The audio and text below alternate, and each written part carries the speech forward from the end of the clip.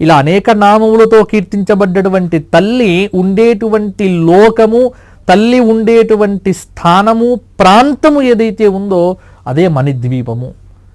ఈ మణిద్వీపంలో అనేకమైనటువంటి వర్ణన, సీస ప్రాకారము, తామ్ర ప్రాకారము, అన్ని ప్రాకారాలు వస్తూ ఉంటాయి. ఆ ప్రాకారంలో దేవతలు ఉంటారు. అంటే అమ్మవారు ఉండేటువంటి నివాస స్థానము ఎంత అద్భుతంగా, అప్రమేయంగా, అనంతంగా ఉంటుందో అద్భుతమైనటువంటి వర్ణన. ఆ మణిద్వీపంలో చింతామణి గృహాంతస్థ శ్రీమన్నగరనాయిక. కాబట్టి చింతామణి అనేటువంటి గృహము యందు జగదంబిక పరాభట్టారిక మహాకాళి, మహాలక్ష్మి, మహాసరస్వతి స్వరూపిణిగా ఆ లలితా త్రిపుర సుందరి విరాజమానురాలై ఉంటుందట. ఆ ఘట్టాన్ని కనుక చదివితే, ఆ ఘట్టాన్ని ప్రతిరోజు ఇంట్లో కనుక మనం పారాయణం చేస్తే ఇంట్లో ఉన్నటువంటి వాస్తు దోషములన్నీ తొలగిపోయి